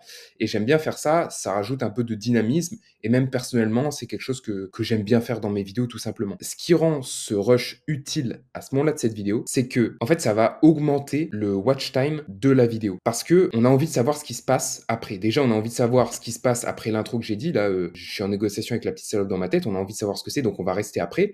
Et là, on a un décompte. Le coach fait un décompte. Donc, on a envie de voir, en fait, si le mec galère, est-ce qu'il va passer cette épreuve, entre guillemets? On a envie de savoir. Donc pareil, ça rajoute du temps de vue et on allonge un peu la vidéo. Et aussi, c'est un moment assez drôle et toujours intriguant. Hein. L'intrigue, c'est important, comme on l'a vu. Parce que le coach fait cette fameuse blague que, en fait, quand tu fais des pompes, ça n'avance pas. Ça fait 8, 9, 9. 9, et ensuite il y a la 10e. Donc là, en fait, on se met à la place du gars et on a envie de savoir comment il va réagir. Parce que c'est le genre de blague, quand c'est pas toi qui est en train de faire les pompes, c'est marrant, mais quand c'est toi qui fais les pompes, ça te fait pas rigoler. Donc tu as envie de voir comment le mec va réagir. À la fin, qu'est-ce qu'il va faire? Est-ce qu'il va s'écrouler? Est-ce qu'il va dire au coach, bon là, t'abuses? Qu'est-ce qu'il va faire? On veut savoir, ça augmente le temps. Et en même temps, ça donne du contexte. Tout au long des entraînements, je discute avec une petite voix dans ma tête. On est là pendant 2-3 heures, on débat, on échange des arguments et elle me propose des excuses pour arrêter. Donc là, on comprend ce que ça veut dire, quand je disais d'être en négociation avec la petite salope dans sa tête, et ça donne plus de contexte. Là, c'est la situation initiale, la situation dans laquelle le héros est, et le spectateur comprend mieux. Et encore une fois, vous voyez, là j'utilise ce rush parce que c'est de l'action, c'est un mouvement, c'est bien pour l'œil, pour que le spectateur reste devant la vidéo. Et là, je fais du show don't tell, c'est-à-dire que on comprend que je suis en train de galérer et que potentiellement je suis en train de négocier avec la petite voix dans ma tête. Si on met pas ma voix derrière, on peut le comprendre ça, avec ce qu'on voit à l'image. On débat, on échange des arguments. Typique, voilà. Et elle me propose des excuses pour arrêter. Là, c'est hyper visuel et ça connecte complètement avec ce que je dis. Elle me dit que mon corps est pas fait pour ça, que j'ai plus d'énergie, que ça fait trop mal. Elle pense même que des fois, si on continue comme ça, on va mourir. Donc là, pareil, là, on rentre dans les péripéties, c'est-à-dire comment le héros, enfin comment là, moi, dans l'histoire, je combats entre guillemets avec cet ennemi, avec cette pensée, avec cette petite voix dans ma tête qui me dit d'arrêter. Là, on entre dans les péripéties. Le combat imaginaire, hein, là, c'est pas quelqu'un de physique, comme je vous l'ai dit. Le problème, c'est pas forcément quelque chose de physique, ça peut être une pensée abstraite. Et là, vous voyez, je retourne dans un moment que j'appelle vlog, c'est-à-dire qu'il n'y a pas de voix off, c'est juste ce qui s'est passé sur le moment. Pourquoi je fais ça? C'est pour casser le rythme. Parce que là, on était sur une voix off. Des fois, et là, si on continue comme ça, on va mourir. Bon, voilà. On a le temps de respirer, le spectateur, voilà, il y a quelque chose qui change, on casse le rythme. Et vous voyez aussi que là, il y avait une musique que j'ai arrêtée à ce moment-là. La musique va très bien avec la vidéo, mais même si elle va très bien avec la vidéo, si je la laisse tout au long de la vidéo, ça va être agaçant. Donc des fois, il faut faire des coupures. Et là, c'est à ça que ça sert la coupure. Déjà, ça illustre ce que je viens de dire, ça illustre les péripéties et le combat. Et en plus, on casse le rythme et après, on va pouvoir repartir dans l'histoire. Je les écoute, ces arguments, je les jauge, Voilà. et c'est à moi de faire le choix final. Mais c'est tellement tentant de pas se donner à fond, de faire 35 coups de genou au sac au lieu de 50 quand le coach a le dos tourné. C'est tellement tentant de dire que j'ai trop mal quelque part pour que ça s'arrête quand c'est dur. Voilà, là c'est les péripéties et on arrive dans le climax. Comment le héros, c'est dur, le héros dit que c'est dur, comment il va réussir à résoudre ce problème de comment il va battre cette petite voix dans sa tête. Quelque part pour que ça s'arrête quand c'est dur. C'est une bataille constante. Et là, vous voyez, je remets la musique pour marquer un peu, c'est symboliquement ça y est, on retourne au combat. C'est une musique un peu guerrière, un peu dure. Je marque ce climax, cette épreuve ultime. Et aussi pour le rythme, hein, bien sûr. Quand c'est dur. C'est une bataille constante pour pas laisser cette petite voix prendre le dessus. Mais il faut... Pareil, voilà, là, vous voyez, au niveau du visuel, ça se voit aussi. C'est le moment où je tombe. Il faut pas laisser cette petite voix prendre le dessus et je tombe. Et là, le spectateur se dit, mais comment il va résoudre son problème? Il faut gagner la négociation. Est-ce qu'il va se lever? Parce que à l'écouter et à se trouver des excuses, ça risque de faire baisser mon estime de moi et de pas profiter à 100% du cours. Si je veux gagner mon combat à la fin du mois, je dois déjà pouvoir me faire confiance en l'entraînement. Donc voilà, comment j'ai battu le climax, entre guillemets, comment j'ai passé le climax, avec juste une pensée, un changement d'état d'esprit. Parce que à l'écouter et à se trouver des excuses, ça risque de faire baisser mon estime de moi et de pas profiter à 100% du cours. Voilà, j'ai trouvé une solution. La solution, c'est comment je dois penser maintenant à l'entraînement. Que si je me donne pas à 100%, au combat, ça va être trop difficile. Donc il faut que je sois plus fort que cette petite voix dans ma tête. Et là, on arrive à la résolution. Si je veux gagner mon combat à la fin du mois, tac, je dois déjà pouvoir me faire confiance en l'entraînement. Voilà, maintenant le héros a compris. Maintenant, ça va changer. Pendant ses entraînements, il a trouvé la solution pour que ça se passe mieux et qu'il batte cette petite voix dans sa tête. Il pourra toujours se remémorer cette pensée-là. Bonne-toi pour suivre mon aventure en Thaïlande. Et après, c'est un appel à l'action simple. Voilà. On va tout de suite parler un petit peu d'IA, de portfolio, et puis on va enchaîner sur les parties business. On passe maintenant aux IA. Je vais vous parler rapidement de 3 intelligences artificielles qui nous sont très utiles en montage. La première, c'est ici Submagic, qui permet d'automatiser pas mal de tâches quand on fait notamment ce qui est des sous-titres, etc. Vous voyez ici dans Features, on a Caption, B-roll, image et GIF, sound effect, autodescription. Bon, il y a des choses qui marchent vraiment bien, des choses qui marchent un petit peu moins bien. Caption, ça marche vraiment bien. B-roll, je trouve que ça marche pas trop. Image et GIF, bof. Sound effect, un petit peu, c'est plutôt pas trop mal. Background music, c'est plutôt cool également. Transition, ça peut être sympa de temps en temps. On voit ici bien comment ça pourrait rendre. Voilà, mais ce qui rend vraiment bien, c'est le sous-titrage, comme on peut le voir. Également les petites transitions, mais qui, bon, à mes yeux, font un petit peu quand même un petit peu cheap, mais bon, pourquoi pas. C'est une IA qui est vraiment pas très chère quand on fait du volume. Vous voyez que ici, avec 14 $ par mois, vous faites 20 shorts par mois. C'est-à-dire qu'en montage, un short, on le vend 20, 25, des fois 30, des fois même plus. Donc voilà, vous êtes rentable sur un shot directement et vous allez gagner énormément de temps. Ici avec Browse, vous avez Unlimited Vidéo, donc vous pouvez faire autant de vidéos que vous le voulez. Et ici avec Business, vous avez Unlimited Vidéo et aussi Unlimited Custom Templates. Donc là, si vous avez énormément de volume, vous allez pouvoir faire beaucoup d'exports, etc. Donc voilà, cette IA pour moi est top. Il y a également une version un petit peu plus poussée. Bon, après, c'est des préférences, hein. Vous avez le goût et les couleurs, c'est Sendshort, qui est vraiment cool aussi parce qu'on va pouvoir partir d'un podcast, par exemple. Voilà, c'est un peu leur tagline, One Long Form, et ça donne 10 viral shorts.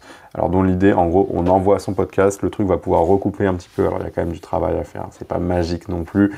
Les IA, c'est souvent vendu comme ça va remplacer le montage. En vrai, pas du tout. Une fois que vous commencez à utiliser ces IA, vous allez vous rendre compte que c'est pas tout à fait au niveau, mais ça permet de gagner du temps à pas mal de tâches, notamment sous-titrage.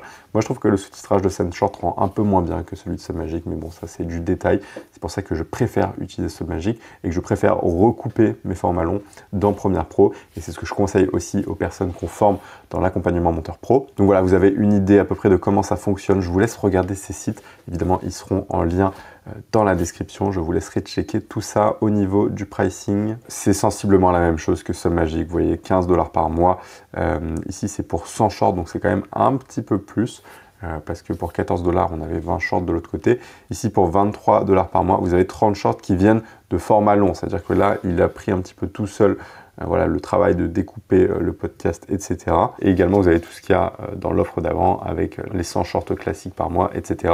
Et puis ici, dans l'offre à 47 $, vous avez 100 shorts qui viennent de vidéos longues, plus tout ce qu'il y a avant. Bref, vous voyez un petit peu l'idée. Je vous conseille vraiment d'apprendre à manipuler ces intelligences artificielles et également la dernière qui est selon moi très utile, c'est Adobe Podcast. Ça va être pour tous ceux qui travaillent avec Adobe. Bon, ceux qui ne travaillent pas avec Adobe, vous pouvez probablement l'utiliser aussi, je crois, à moins que maintenant il l'ait rendu payant, je sais plus trop, parce qu'en fait c'est une IA que Adobe a racheté, qui s'appelait Enhance avant, je crois, si mes souvenirs sont bons, et ça permet justement de enhance, c'est-à-dire d'améliorer la voix. Vous me pardonnerez pour mon anglais un petit peu éclaté. Ceux qui sont dans l'accompagnement Monteur Pro savent que l'accent anglais, c'est pas mon domaine de prédilection.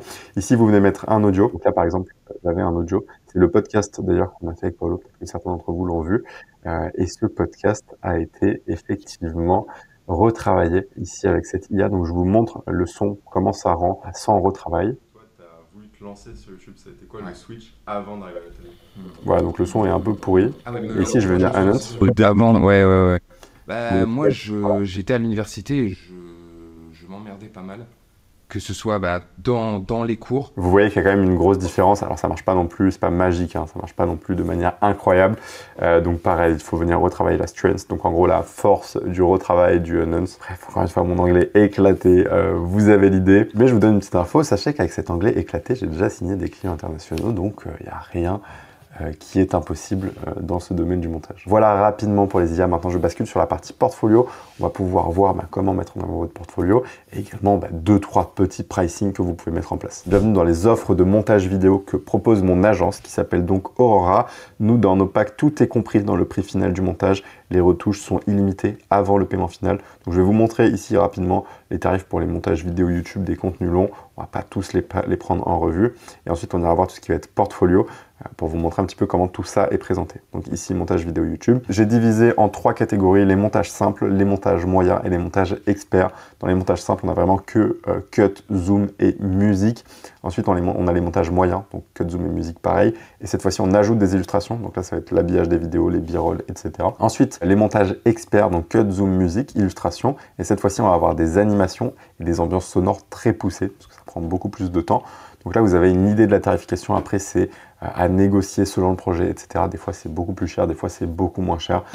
Ça dépend beaucoup des projets. Donc ici, une vidéo de 5 minutes en général, on la facture 150 € pour un montage simple, 250 € pour un montage moyen et 500 € pour un montage expert. Pour une vidéo de 10 minutes, 250 € simple, 500 moyen, 700 expert.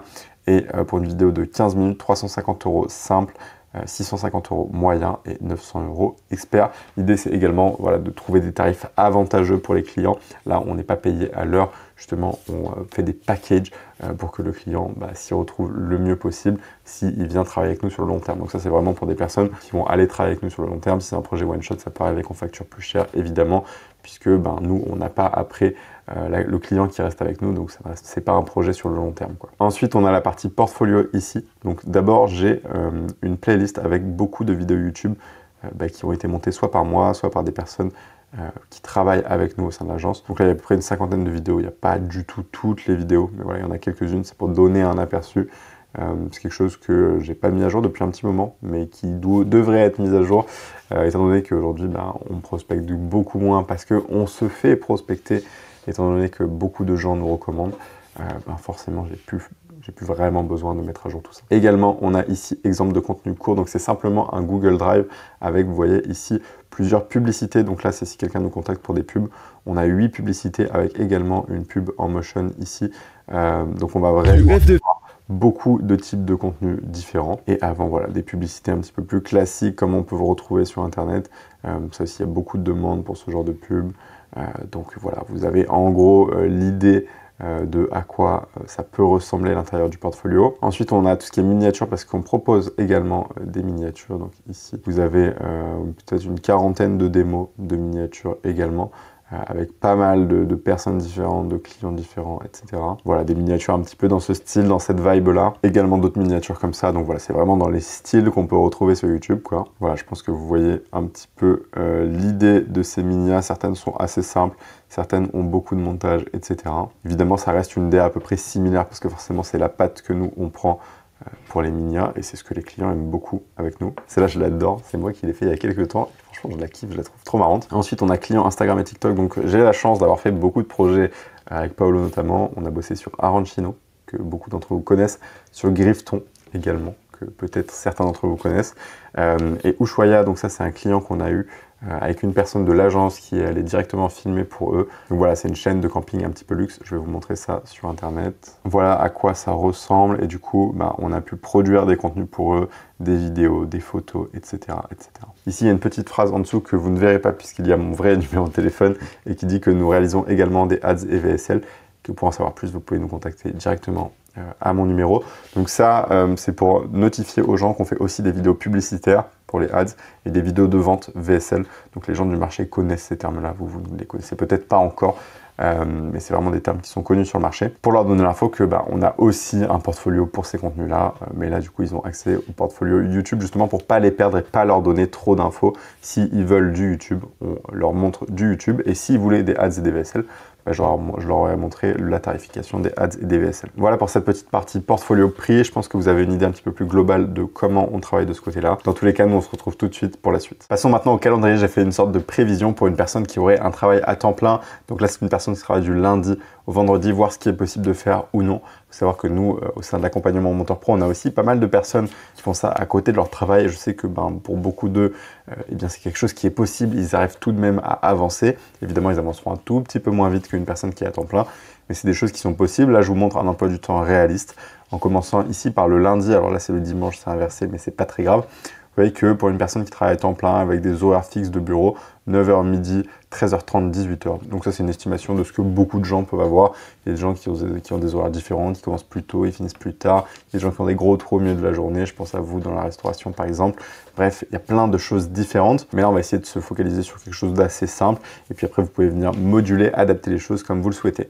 Donc là, pour une personne qui travaille comme ça tous les jours, vous voyez que le soir, dans tous les cas, si vous vous arrangez bien, vous allez pouvoir réussir à trouver 2 heures à consacrer à l'apprentissage du montage. Alors probablement, vous avez du sport, alors à vous d'adapter, etc. Il faut savoir que nous, on dit aux personnes qu'on accompagne qu'il faut qu'ils aient minimum 10, 12, 15 heures. Ça commence à être très bien, 15 heures pour avancer en montage. Ici, on voit que c'est un emploi du temps où on a à peu près 19 heures, 20 heures. Donc on est un petit peu plus, et là forcément avec un emploi du temps comme ça, on va carburer et on va avancer très très vite. Donc en gros, tous les soirs, 2 heures après le travail, donc de 18h30 à 20h30, évidemment ça demande des efforts, on le sait, je pense que vous le savez, après avoir vu cette formation gratuite, qu'il va y avoir pas mal de taf à faire pour avoir des résultats en montage. Et donc si tous les soirs vous travaillez 2 heures, déjà tout au long de la semaine, vous avez une dizaine d'heures qui viennent s'ajouter. Ça nous fait 2, 4, 6, 8 et 10 heures. on voit que le samedi, on peut travailler l'équivalent d'une journée normale, sauf que là, on va se focus à fond sur notre projet freelance montage. Et vous allez voir, c'est le retour que j'ai eu de beaucoup de personnes. En fait, quand on se met à travailler sur son projet le week-end, le temps passe beaucoup plus vite que quand on est dans notre travail où finalement, c'est pas forcément quelque chose qu'on apprécie à 100%, quoi. Donc 3 heures ici sur la partie montage et ici à peu près 4 heures, 4 heures et demie. Bon, après, vous vous organisez comme vous voulez, vous faites des pauses si vous le souhaitez. Et le dimanche, pourquoi pas passer la matinée avec à peu près 3 heures, ce qui fait que là, sur une semaine, on a environ 20 heures de travail uniquement consacré et dédié au montage. Après, voilà, si vous avez une vie de famille, si vous avez du sport, forcément, ça va devoir s'arranger différemment. Il y a peut-être des manières de fonctionner. Je sais que des gens préfèrent travailler le matin. Moi, je sais que je suis une personne qui ne fonctionne pas super bien si je me lève trop tôt. Donc, je me lève aux alentours de 7h30, 8h. Et je commence à travailler un petit peu plus tard. Mais il y a aussi des gens qui performent très bien se lever à 5h30, 6h. Il n'y a pas de souci, vous faites les choses comme vous le souhaitez. Donc voilà, vous avez un petit aperçu de ce que vous pouvez mettre en place ici avec le calendrier. Évidemment, si vous êtes à temps plein, vous mettez du montage partout. Enfin, vous faites les choses comme vous le souhaitez, encore une fois. Et vous essayez de mettre le maximum de montage possible. Et puis c'est tout pour cette partie sur le calendrier. Mettez-le en place dès maintenant. On enchaîne avec le business, notamment avec cette partie 3 sur confronter le marché. Il faut savoir que votre premier focus, une fois que vous allez avoir des compétences en montage, ça va être de trouver votre premier client. Parce que si vous vous mettez tout de suite un gros objectif de trouver 5, 10, 15, 20 clients d'un coup, la première semaine, le premier mois où vous vous lancez, forcément, vous avez l'impression que c'est une montagne. Alors que si à l'inverse, vous vous dites, ok, je vais me focus sur trouver un seul et unique client, tout de suite, ça a l'air plus simple. Donc nous, on va essayer de faire les efforts dans cette direction, trouver son premier client. Et une fois qu'on a validé ce premier client, mettre beaucoup plus d'efforts dans la bonne direction, c'est-à-dire dans la direction dans laquelle on a trouvé ce premier client, pour en trouver 5, 10, voire même plus. J'aimerais vous faire d'abord un point sur la réalité du marché. Il faut savoir qu'il y a beaucoup de monteurs, certes, mais il y a aussi beaucoup de monteurs qui ne sont pas du tout au niveau. C'est-à-dire qui, voilà, ça va faire un petit peu de montage, qui font ça à côté de leurs études rapidement, qui ont appris vite fait sur Internet en regardant des tutos. Mais bon, comme on l'a vu ensemble, regarder des tutos sur YouTube, ça ne fait pas tout. Peut-être que ça vous fait un bon niveau technique, ça va faire quelques effets, etc. C'est super, mais vous n'avez pas un petit peu cet esprit créatif, vous ne savez pas réellement ce que le marché attend, comment vous différencier, etc. Et pour en arriver là, comme on a vu, il va falloir avoir l'avis d'autres personnes sur votre travail, que ce soit des personnes plus avancées en montage ou des personnes qui vous coachent, qui vous aident au quotidien. Autre chose qu'il faut savoir sur le marché du montage vidéo, surtout sur les contenus des réseaux sociaux. Moi, je vous le rappelle, je mets tout mon focus sur les contenus des réseaux et pas du tout dans les contenus de la télé ou du cinéma, etc. Simplement parce que ce sont des milieux qui sont complètement différents, qui ont des codes très très différents et qui pour moi ne sont pas des marchés en croissance. Pour moi, le marché qui est le plus en croissance à l'heure actuelle, c'est les contenus des réseaux. Donc tout ce qui va être vidéo YouTube, les réels que vous voyez tout le temps, les TikTok, etc. Aussi toutes les vidéos publicitaires qui sont en ligne, toutes les vidéos de vente qui sont en ligne et tout ce qui vient avec, c'est-à-dire les produits des potentiels clients que vous allez avoir en montage, etc. qui vont également avoir besoin de vidéos. Ça peut aussi être créer des tunnels et dans ces tunnels de vente, mettre des vidéos, etc. etc. Bref, il y a plein de sous-niches. Donc la demande ne fait que croître, elle est grandissante en permanence sur les contenus des réseaux. Et le problème, c'est que de l'autre côté, il y a des monteurs, il y a des personnes qui ont envie de se lancer, etc. Mais il y en a beaucoup qui n'ont pas le niveau, qui attendent les personnes qui recherchent des monteurs. Parce qu'aujourd'hui, une personne qui met du budget dans un monteur, elle va avoir du mal à trouver une bonne personne qui va pouvoir bien faire le travail, etc. Parce qu'il faut trouver une personne qui est compétente, qui est créative, qui fait pas de fautes d'orthographe, par exemple, en faisant des fautes à chaque mot. Alors faire des fautes, c'est pas très grave, mais les personnes qui écrivent vraiment de manière scandaleuse, il y en a beaucoup, et malheureusement, c'est pas des super personnes avec qui travailler. Aussi, il y a beaucoup de gens qui ne sont pas sérieux dans les deadlines, dans leur manière de travailler, etc. Bref, c'est un tout qui fait qu'il y a vraiment de la place sur le marché. Ici, je vous ai fait un petit schéma pour que vous puissiez avoir un ordre d'idée, donc de la demande, qui est énorme, du nombre de monteurs, qui est aussi assez grande, mais en réalité, il y a une toute petite intersection entre la demande et les monteurs compétents. Donc ici, ce sont les monteurs qui sont réellement compétents en technique et en business. Parce que ce qu'il faut vous dire, c'est que un monteur qui est très bon techniquement, mais qui n'est pas bon d'un point de vue business, n'aura pas de clients et va être très vite plafonné. Un monteur qui est très bon en business et qui a des compétences techniques assez faibles, voilà, il va peut-être avoir des clients, mais il ne va pas les garder sur le long terme, etc. Donc nous, le but, ça va être d'être un monteur très bon techniquement, de savoir faire beaucoup de choses, d'avoir une très bonne créativité, etc. Et aussi sur la partie business, d'être très chaud, de savoir négocier, de savoir faire de la recherche de clientèle pour agrandir petit à petit ce cercle et se rapprocher de plus en plus de la demande pour bien comprendre ce que les clients attendent. Là aujourd'hui ça vous paraît peut-être complexe, mais je vous assure que c'est réellement beaucoup plus simple que ce que vous pensez. On enchaîne avec des bases de prospection, c'est-à-dire le fait de prospecter simplement. Tout d'abord, on va viser une niche à laquelle peu de gens s'intéressent. Parce que forcément, si vous allez dans le divertissement, si vous allez avoir des personnes comme Squeezie, Joyka, McFly et Carlito, etc., beaucoup de gens ont envie de travailler avec ces personnes. Alors que si vous êtes dans une toute petite niche, peut-être que déjà vous aurez beaucoup moins de concurrence. Et ça ne veut pas du tout dire que cette niche-là a moins d'argent. Tout simplement parce que les gros créateurs, ils peuvent se permettre de payer moins cher des gens. Parce qu'il y a tellement de gens qui veulent bosser avec eux, que c'est pas trop un souci s'ils payent quelqu'un de moins cher. Alors que les petits créateurs, ils vont vraiment chercher une personne avec qui croître, qui vont bien payer, avec qui vont faire le taf sur le long terme. Donc, encore une fois, viser une niche à laquelle peu de gens s'intéressent. Et pour ça, on va aller rechercher sur Insta cette niche, puis on va aller voir les sous-niches. Donc sur Insta, vous allez essayer de trouver une niche. Je vous donne une niche un petit peu au hasard que j'ai découvert il y a quelques temps. C'est par exemple les personnes qui font de l'éducation canine, c'est-à-dire éduquer des chiens, qui vendent des formations pour éduquer des chiens, etc. Voilà, ça c'est une super niche et peut-être que de cette niche-là découlent plein d'autres sous-niches. Peut-être qu'il y a des gens qui éduquent des chats, peut-être qu'il y a des gens qui éduquent des chevaux, peut-être qu'il y a des gens qui apprennent à des gens à éduquer des chiens. Et vous voyez là, on rentre encore dans une sous-niche. Bref, on ne se rend pas du tout compte. Mais les niches sont immenses. Je peux même vous donner une autre niche par exemple, je vais essayer d'en creuser une un petit peu dans ma tête avec ce que j'ai vu ces derniers mois. Voilà, par exemple, il est possible de contacter des personnes qui sont apiculteurs et qui font des contenus sur les réseaux, sur Instagram, sur Facebook, sur YouTube, etc., qui mettent en avant leurs produits directement sur les réseaux. Et donc ils ont un business directement derrière et c'est super intéressant de travailler avec ces personnes-là. Et on peut même leur proposer de développer leur business. Donc voilà, de base, on fait des vidéos pour eux, pour mettre en avant leur métier et les produits, donc le miel et d'autres choses qu'ils vendent. Mais en fait, peut-être que ces personnes-là peuvent faire une formation pour apprendre à d'autres personnes à être apiculteur. Alors bien sûr, voilà, être apiculteur, c'est un vrai métier, mais disons, être apiculteur dans son jardin, mettre des abeilles dans son jardin, ou peut-être quelque chose comme ça. Bref, vous voyez l'idée, je dis ça comme ça, mais il y a plein d'options différentes. Vraiment creuser dans des niches que peu de gens connaissent. Une fois que vous avez ces niches, contactez toutes les personnes qui sont dans ces niches en leur apportant de la valeur à chaque fois. Comme là, je vous ai dit. C'est-à-dire que, par exemple, dans le cas de notre apiculteur, on va lui montrer qu'est-ce qu'on va pouvoir lui apporter pour l'aider à développer ses vidéos, à mettre en avant ses produits. Et si là, aujourd'hui, vous avez un souci parce que vous ne savez pas exactement ce que vous pouvez apporter, ça vient probablement du fait que vous n'êtes pas assez formé, parce que vous n'êtes pas encore assez compétent. Alors, je sais que c'est peut-être difficile à entendre, peut-être difficile à en prendre conscience, mais le fait est que si aujourd'hui vous ne savez pas quoi apporter à un client, c'est simplement que vous n'avez pas les compétences pour apporter ce détail en plus à votre client qui fera la différence. Et c'est peut-être pour ça qu'aujourd'hui vous stagnez. Le dernier point, ça va être de modifier à chaque fois que vous avez un retour négatif ou que vous n'avez pas de retour. Très souvent, quand on débute la prospection, on fait énormément d'erreurs, donc il va falloir se remettre en question, faire une auto-analyse permanente sur ce qu'on fait. Est-ce que ce que j'ai fait, c'est bien? Qu'est-ce que j'ai bien fait? Qu'est-ce que j'ai mal fait? Qu'est-ce que je dois remettre en question pour le lendemain? Donc faites vraiment ce travail. Et ce qui vient avec, bien sûr, c'est que si vous n'avez pas de résultat, alors attention, si vous n'avez pas de résultat au bout de 2 jours, c'est normal. Si vous n'avez pas de résultat au bout de 3-4 jours, c'est normal.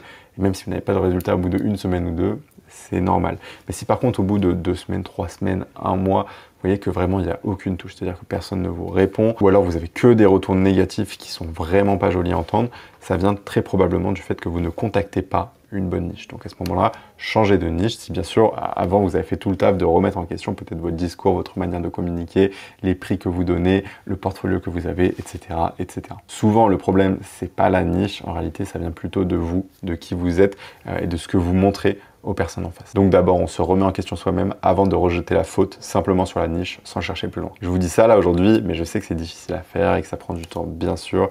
Pas d'inquiétude, prenez le temps qu'il faut, on n'est pas pressé. Ensuite, une fois que vous aurez validé vos premiers clients, que vous aurez un petit peu des résultats, le but, ça va être de scaler sa prospection et de continuer à se former continuellement. Alors bien sûr, il y a une phase de traversée du désert, on connaît tout ça, donc voilà, ça peut peut-être durer 1 semaine, comme 1 mois, comme 3 mois, ça dépend des gens.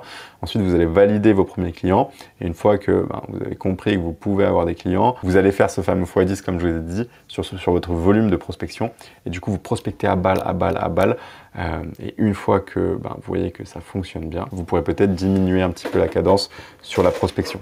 Quand je vous dis de vous former continuellement, l'idée c'est de surtout pas se dire ok, j'ai trouvé la méthode miracle et je fais ça et plus rien d'autre. Mais moi aujourd'hui ça peut m'arriver de temps en temps de me reposer sur mes lauriers un petit peu comme tout le monde.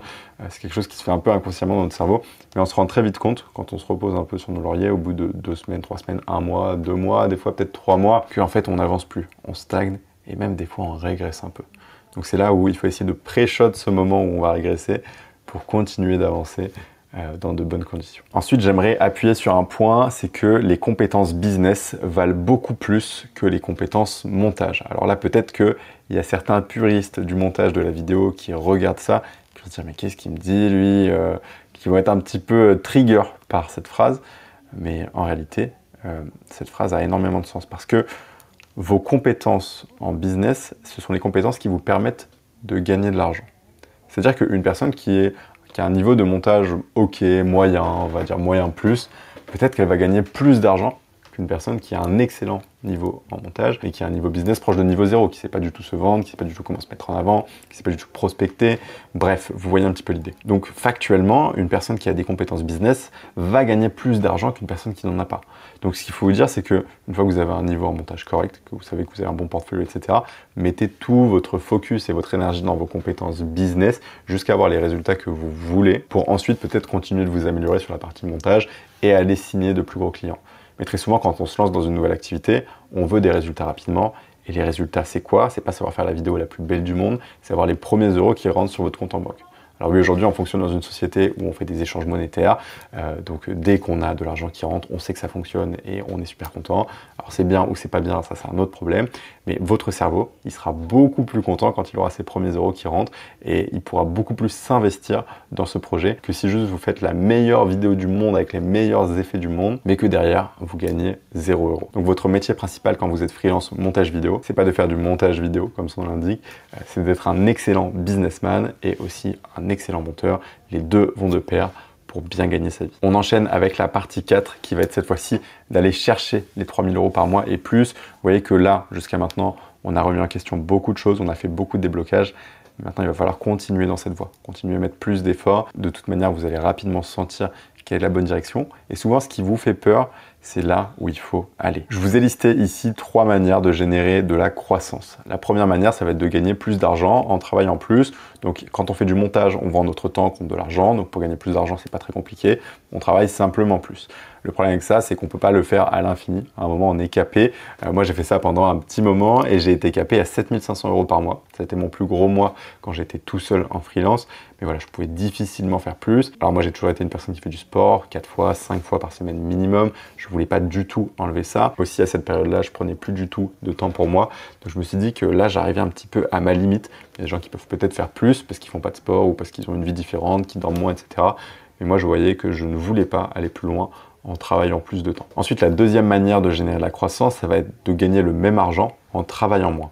Et c'est donc ce que j'ai essayé de faire au début en déléguant à d'autres personnes.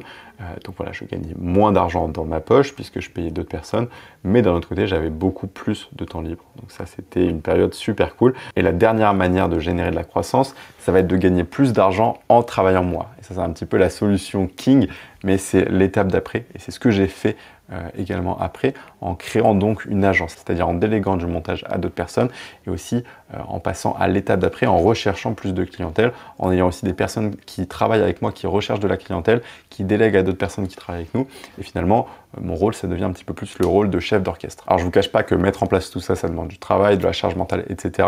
Mais maintenant, le plus gros problème que j'ai, c'est pas la charge de travail que j'ai, c'est plutôt un problème qui est différent, qui est, voilà, encore une fois, ma charge mentale, c'est-à-dire que j'ai souvent beaucoup de problèmes à gérer, beaucoup de messages sur mon WhatsApp à traiter, pour être sûr que tout le monde soit satisfait, heureux, que je travaille bien avec tout le monde.